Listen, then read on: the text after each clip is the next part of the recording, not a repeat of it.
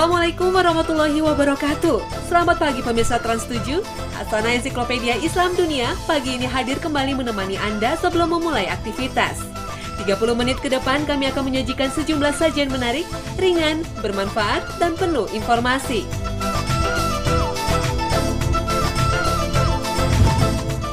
Kisah lokasi perjuangan dakwah Nabi Muhammad SAW.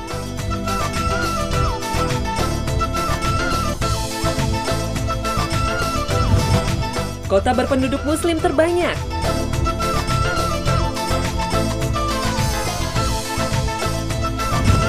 Seragam-seragam pramugari berjilbab.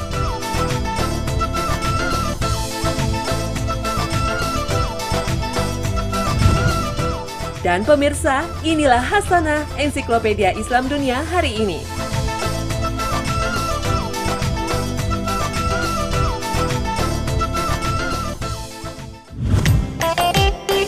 Kisah Nabi Muhammad memang pantas diteladani. Sejak dilahirkan, kemudian diangkat menjadi Rasul Allah dan hingga tutup usia, begitu berat cobaan yang beliau alami kala mengemban tugas berat menyebarkan ajaran Islam. Dan inilah beberapa lokasi perjuangan dakwah Nabi Muhammad SAW di Tanah Suci.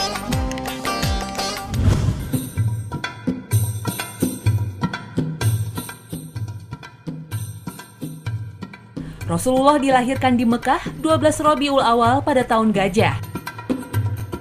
Ayahanda Abdullah bin Muthalib telah meninggal saat Nabi masih dalam kandungan ibundanya, Aminah.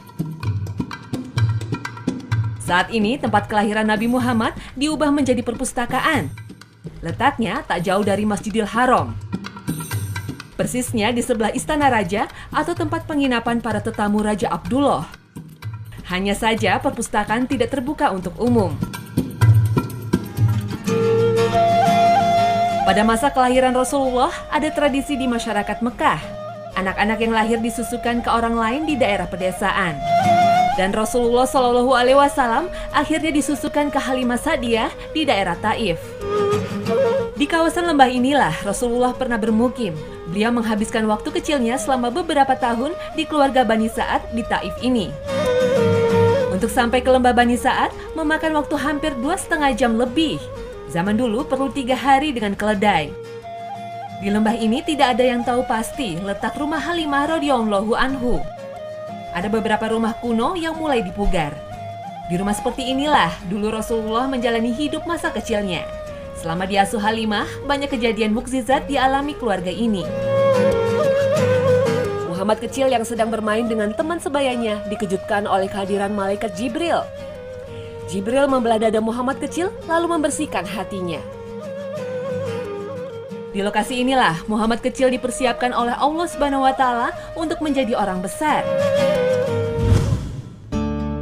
Masih di kawasan Taif, Arab Saudi, bulan Syawal tahun ke-10 setelah kenabian, Rasulullah melakukan dakwah ke kota ini. Taif terletak di ketinggian. Tak heran bila udaranya relatif sejuk dibandingkan Mekah. Terletak 100 km arah tenggara kota Mekah, Taif saat ini menjadi salah satu daerah pertanian terpenting di Arab Saudi. Di pusat kota Taif ini, kita bisa melihat Masjid Ibnu Abbas. Nama yang diambil dari keponakan Nabi Muhammad, Abdullah bin Abbas yang meninggal di kota ini. Selama 10 hari berdakwah di Taif ini, ternyata sambutan yang beliau terima sangat menyedihkan. Inilah masjidku yang terletak di kebun milik Bani Sakif. Masjid kecil ini dibangun sebagai pertanda Rasulullah pernah berdakwah di sini. Dulu masjid ini adalah kebun yang menjadi saksi ketika Rasulullah pernah mendapatkan perlakuan tidak manusiawi. Setelah berhari-hari berdakwah di sini, bukan sikap lembut dan ucapan terima kasih yang diterima, tetapi justru caci maki dan hinaan. Ketika akan meninggalkan daerah ini, Nabi Muhammad tidak sekedar dicaci maki, bahkan dilempari batu. Mereka tidak mau menerima dakwah Rasulullah SAW. Rasulullah pun pindah ke satu lokasi. Dengan hati yang sedih, Rasulullah sempat termangu cukup lama. Beliau menyandarkan diri pada sebuah batu. Dan tempat bersandar itu dikenang warga di sana dalam bentuk masjid yang sangat sederhana ini. Setelah peristiwa memilukan itu, tak jauh dari lokasi masjidku, seorang budak ditugasi mendatangi Rasulullah untuk memberi anggur oleh tuannya. Sambil menikmati anggur, Rasulullah pun berdakwah. Disitulah budak itu akhirnya masuk Islam. Budak itu bernama Adas, dan namanya dikenang menjadi Masjid Adas. Meski sudah tidak digunakan lagi, Masjid Adas masih berdiri. Di sekitar masjid inilah Adas menyatakan keislamannya. Beliaulah orang pertama di Taif yang masuk Islam. Di kebun anggur tak jauh dari Masjid Adas ini, Adas membaca 2 kalimat syahadat. Dan nama Adas pun terpatri hingga kini.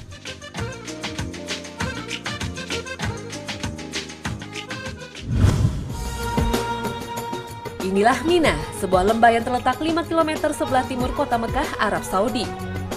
Mina terletak di antara Mekah dan Musdalifah dan merupakan salah satu lokasi haji. Mina mendapat julukan kota tenda karena ribuan tenda berdiri di sini meski musim haji tidak berlangsung. Di kawasan ini sebuah masjid kecil dan sederhana berdiri dengan kokoh. Inilah Masjid Baiatur Ridwan. Masjid ini dibangun karena dahulu di lokasi ini Rasulullah menemui 6 orang pemuda Yastrib yang sedang bermalam menunggu pelaksanaan ibadah haji. Mereka tertarik dan akhirnya masuk Islam. Setahun berikutnya datang lagi rombongan pemuda Yastrib atau Madinah. Mereka inilah yang kemudian membuat kesepakatan Aqobah atau sering disebut Baiat Aqobah pertama. Masjid ini entah sudah berapa ratus tahun umurnya. Masjid ini dibangun untuk mengenang peristiwa Baiat Aqobah. Dari Baiat pertama ini, mereka yang hadir dan ikut Baiat Aqobah inilah yang kemudian menjadi duta Islam di Madinah. Inilah titik tolak awal perjalanan hijrah Rasulullah ke Madinah Al-Munawwaroh.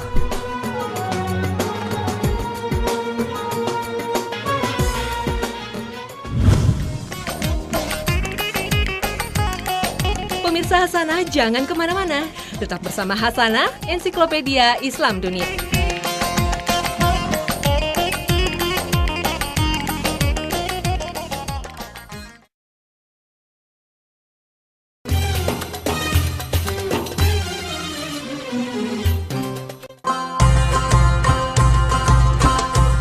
Islam telah menjadi agama yang besar di muka bumi ini. Ajaran yang rasional dan benar membuatnya gampang diterima oleh segala lapisan masyarakat dan umur. Tak heran banyak kota besar di dunia di mana mayoritas penduduknya adalah pemeluk Islam.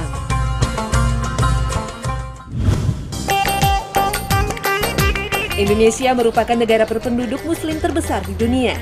Tak heran jika Jakarta, ibu kota Indonesia, menduduki urutan teratas kota berpenduduk muslim terbesar di dunia. Jika dihitung dari wilayah metropolitan Jabodetabek, penduduk muslimnya mencapai lebih dari 22 juta orang. Dari total jumlah penduduk sebanyak 28 juta orang. Walaupun sebagian besar penduduk Jakarta beragama Islam, tapi kota ini belum menerapkan hukum syariat. Namun dalam hal kerukunan beragama, Jakarta patut menjadi contoh karena hampir tidak pernah terjadi kerusuhan yang disebabkan karena konflik agama. Jakarta adalah kota metropolitan terbesar di Indonesia. Namun, jumlah tempat ibadah ternyata masih belum seimbang dengan jumlah penduduk muslim. Jumlah pemeluk Islam mencapai 87,8%, tapi total masjid di ibu kota hanya 67,21% dari seluruh tempat ibadah. Namun umat muslim di Jakarta patut berbangga karena memiliki Masjid Istiqlal, masjid terbesar di ASEAN.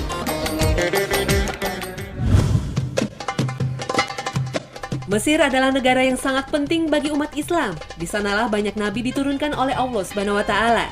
Dan di salah satu kotanya, Kairo, penduduk muslim banyak bermukim dengan jumlah 17.290.000 jiwa. Kairo adalah ibu kota keempat setelah Memphis, Luxor, dan Alexandria yang menjadi pusat pemerintahan negeri Mesir selama ribuan tahun. Kairo sangat kental dengan budaya Islam. Kota ini dibangun pertama kali dengan nama Fustat oleh Amr bin As yang di kemudian hari dikenal sebagai tokoh pembuka Mesir dan menjadi gubernur pertama Kairo di zaman Khalifah Umar bin Khattab pada abad ke-7. Dan pada masa tersebut, ibu kota Mesir dipindahkan dari Alexandria ke Fustat. Nama Kairo sendiri baru diperkenalkan pada zaman kerajaan Fatimiyah pada 969 Masehi dengan nama Al-Qahiro. Tapi para pedagang Eropa membacanya Kairo. Dan Kairo pun tumbuh secara khas dalam perpaduan budaya Arab dan peradaban Islam. Kota terbesar di Afrika dan dunia Arab ini menjadi kota yang sangat padat dan sibuk, dengan jumlah penduduk berkisar 16 juta jiwa. Sebagai ibu kota yang didirikan oleh pemerintahan Islam, Kairo berkembang seiring dengan penyebaran agama Islam. Pembangunan masjid terjadi di semua penjuru kota. Ada ribuan masjid yang kini digunakan umat Islam Mesir yang berjumlah sekitar 70 juta jiwa. Di Kairo saja ada sekitar 4.000 masjid, sedangkan di seantero Mesir terdapat sekitar 24.000 masjid. Banyak masjid di Kairo yang tidak hanya semata-mata dijadikan sebagai tempat ibadah, tetapi juga sebagai majelis ilmu atau tempat pengkajian ilmu-ilmu agama Islam. Salah satu yang terkenal adalah Masjid Al-Azhar.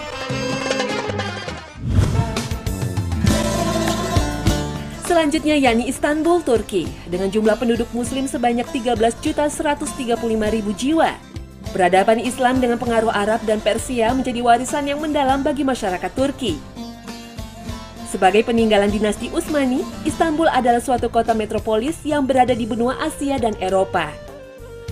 Letak Istanbul sangat strategis, karena itu Napoleon Bonaparte pernah menggambarkan jika di dunia hanya terdapat satu negara, maka ibu kotanya adalah Istanbul.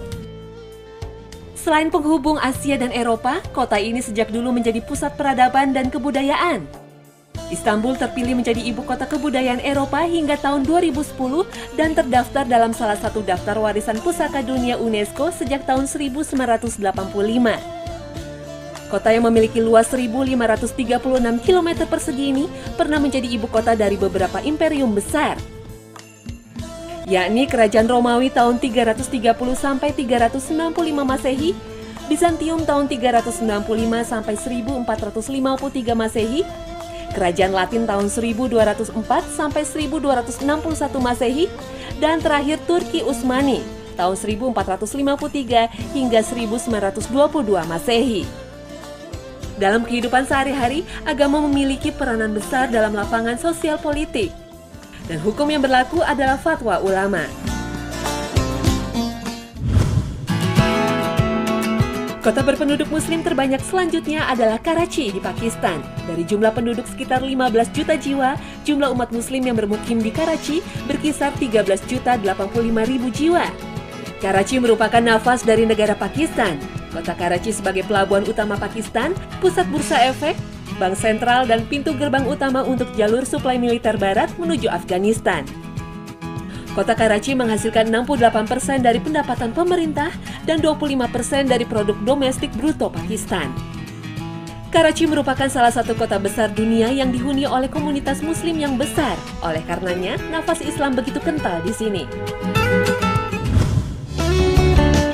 Urutan selanjutnya kota berpenduduk muslim terbanyak yakni Dhaka, ibu kota Bangladesh, dengan jumlah penduduk muslim sekitar 10.135.000 jiwa dan sekitar 13 juta penduduk di Dhaka. Dhaka adalah pusat perekonomian Bangladesh dan termasuk kota terpadat di dunia. Agama adalah identitas di kota ini, jarang ada penduduk yang tidak memeluk agama.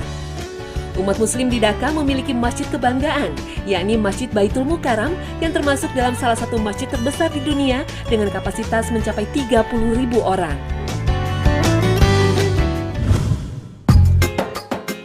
Senang berpergian dengan pesawat terbang? Tentunya Anda sudah tidak asing dengan sosok cantik yang satu ini. Ya, pramugari. Berikut ini Hasan akan menampilkan seragam-seragam pramugari berjilbab.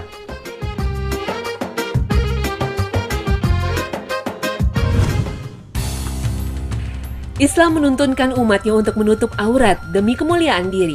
Hal ini wajib dilakukan umat Islam begitu melangkahkan kakinya keluar dan bertemu dengan siapa saja yang bukan mahramnya. Khusus bagi perempuan bahkan diwajibkan untuk menutup aurat hingga rambutnya, tak terkecuali dalam bekerja. Dalam dunia penerbangan kita tentunya tak asing dengan sosok pramugari dengan seragam-seragamnya yang cantik. Seragam pramugari merupakan identitas dan simbol maskapai penerbangan. Tidak hanya didesain begitu menarik, tapi juga nyaman dan tidak menghalangi tugas pramugari tersebut. Kini beberapa maskapai menerapkan aturan agar pramugarinya mengenakan seragam berjilbab. Menarik ya? Langsung saja kita simak informasinya.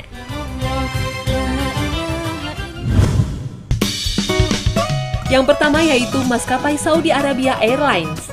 Hal ini tak lepas karena pemerintah Saudi Arabia menerapkan aturan bagi setiap warganya untuk berjilbab. Tak heran maskapai yang satu ini membuatkan seragam yang tertutup untuk pramugarinya. Dengan mengenakan seragam yang menutup aurat, pramugari-pramugari ini tetap tampil cantik, menarik, dan elegan, namun tetap sigap dalam menjalankan tugas. Saudi Arabia Airlines yang bermarkas di Bandara King Abdul Aziz, Arab Saudi, mulai beroperasi pada tahun 1945. Melayani lebih dari 90 rute penerbangan domestik maupun internasional ke Timur Tengah, Asia, Eropa, dan Amerika Utara. Seragam pramugarinya khusus dirancang oleh Adnan Akbar, seorang perancang busana kenamaan. Seragam yang diluncurkan pada 16 Juli 1996 melambangkan identitas maskapai yang menampilkan pesawat pasir berwarna kontras dengan biru tua. Model busananya merupakan representasi dari Kerajaan Saudi Arabia.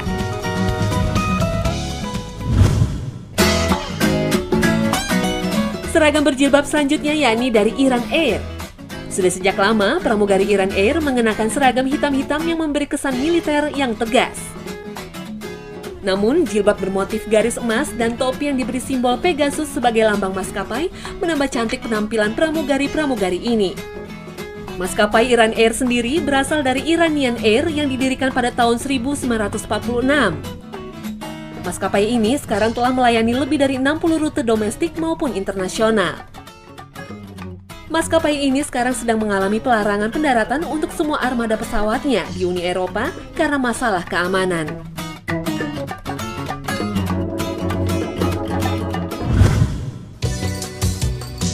Brunei Darussalam merupakan negara yang ketat menjalankan syariat Islam bagi warganya.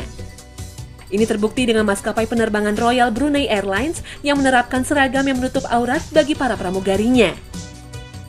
Seragam pramugari Royal Brunei terinspirasi dari baju tradisional Brunei yang diubah menjadi seragam yang elegan yang bercirikan tradisi negara Brunei.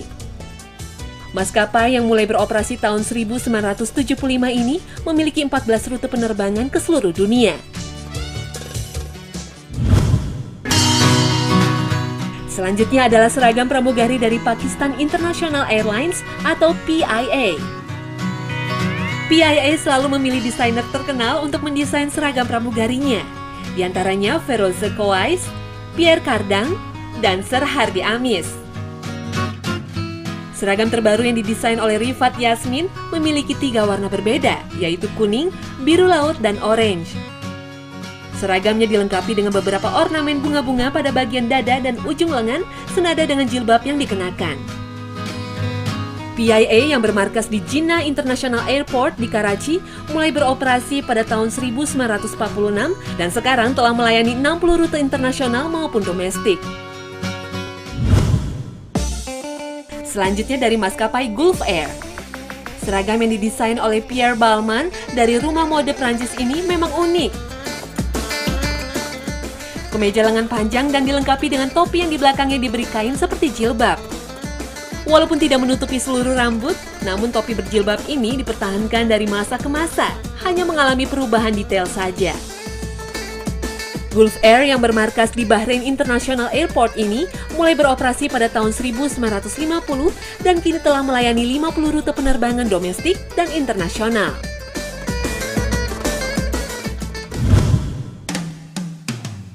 Hampir mirip dengan seragam Gulf Air, pramugari Etihad mengenakan topi yang dilengkapi dengan kain seperti jilbab.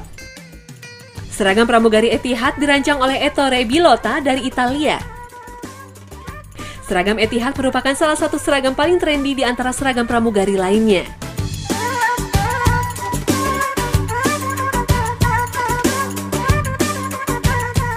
Maskapai Etihad sendiri adalah maskapai yang tergolong baru di Dubai. Berdiri pada tahun 2003, tapi telah melayani 82 rute penerbangan domestik dan internasional.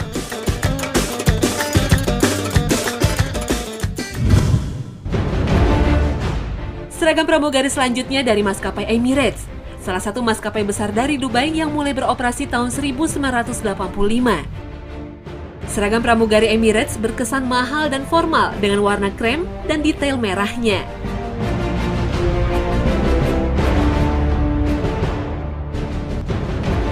Namun seperti layaknya maskapai Timur Tengah yang lain, tak lengkap jika tanpa mengenakan kerudung. Yang unik adalah topi baret berwarna merah yang juga berfungsi sebagai kerudung.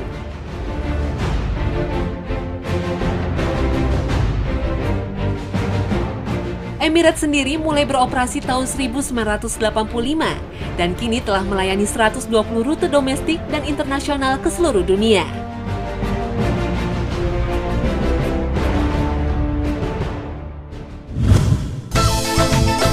Terbukti bahwa jilbab bukan halangan untuk dipakai dalam pekerjaan apapun, bahkan juga bisa tampil modis dan cantik, bukan?